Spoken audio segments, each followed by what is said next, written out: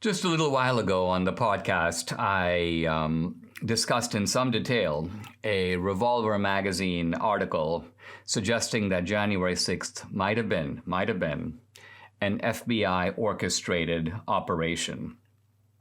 Part of the evidence for this claim was the idea that a number of the most serious organizers of violence on January 6th. There were some who did engage in violence, and some of the people who were the leaders of that remain to this day unindicted.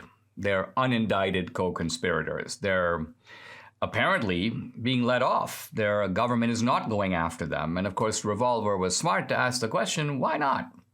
Could it be that these are CIA guys or FBI guys or deep state guys? And could it be that they were the instigators of January 6th? Now, one little tidbit that I noticed, there was recently CPAC in Dallas. And who was wandering around CPAC in Dallas? We see it in the pictures on social media. Stuart Rhodes, the head of the Oath Keepers. By the way, this is supposed to be the most dangerous militia organization in America. It is of course, front and center in the whole investigation of January 6th. A number of these Oath Keepers are not only locked up, some of them in solitary confinement, but here's their leader roaming free and showing up at CPAC. How is this possible?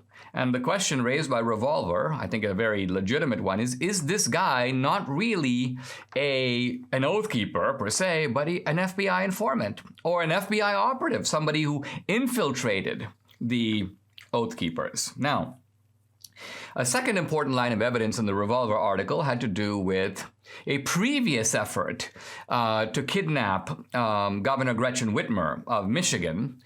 And Revolver pointed out that there were five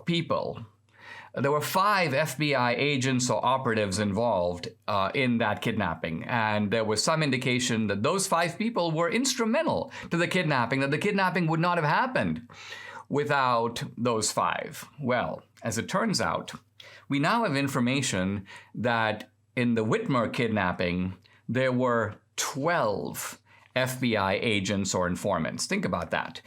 So 13 people have been arrested in that plot, and 12 informants or FBI people are also involved. So out of 25, you could almost say half the operation is the FBI. Now, there's an article in BuzzFeed, of all places, pretty interesting. It's called Watching the Watchmen. And it's a pretty in-depth investigative look at what happened in the Gretchen Whitmer kidnapping. Some pretty good reporting in the article.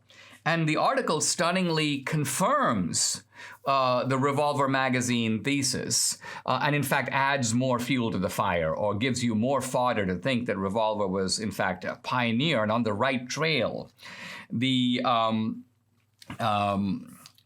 Here is the thrust of the BuzzFeed article. It is that the government has documented at least 12 confidential informants. These informants were actively involved in the Gretchen Whitmer kidnapping plot from the beginning. In fact, it looks like one of them, a veteran named Dan, they're kind of concealing his last name, drove the whole plot. He was the guy who put the group together. He overcame the objections of people who didn't want to do it. He provided logistical support. He provided, quote, military training. So at every stage, in fact, the very first meeting where the plotters first met one another, organized by the FBI. So again, and I've said this before, there is a difference between the FBI infiltrating a group that has a pre-existing plot or that concocts its own plot, and then the FBI observes the plot and then busts it up or arrests the perpetrators right before they're able to pull this off. But no, in this case, it appears that this was an operation designed to cause the plot and to move the plot forward. And of course, the question then becomes, what is the FBI doing if it's driving a plot forward that would not have gone forward on its own? Is it not the case that in that situation, the FBI is in fact the engineer of this operation? In fact, some of the defendants are making the point that the FBI assembled the key plotters, encouraged the group's anti-government feelings, and even gave its members military-style training. So if all this is true, and the kind of the details, I'm not getting into them here, but they're in the BuzzFeed article of all the concrete actions taken by the FBI itself.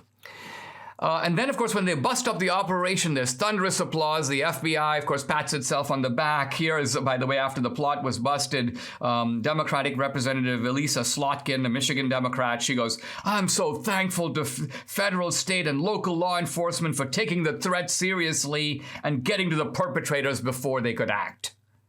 No word, of course, from Slotkin about whether the plot was generated by the FBI, what role the FBI played in moving the plot forward itself. And then, of course, Republicans who often pile on and jump in themselves. Here is Mike Shirkey, Republican leader of Michigan State Senate. "A threat against our governor is a threat against us all." So again, you have here the deep state playing with dirty hands. And I found interesting that just recently, a couple of days ago, one of the FBI operatives, a guy named Richard Trask, was arrested. The FBI arrests its own man. Why? Well, the case is apparently unrelated. And it's a domestic violence case, but he's arrested for apparently having the intent to do serious bodily harm. He's facing years, I think 10 years in prison. And so you have here, I think, the FBI using these informants and operatives, and then in some cases going after those guys too on unrelated charges to kind of move them out of the picture. In any event, what we need to know, both about the Whitmer case, but also about January 6th, is to what degree this was an FBI operation, or, to put it in its bluntest terms, to what degree the most powerful domestic terrorist organization in America is not the 3%ers, it's not the Proud Boys, it's not the Oath Keepers, but is it the Federal Bureau of Investigation?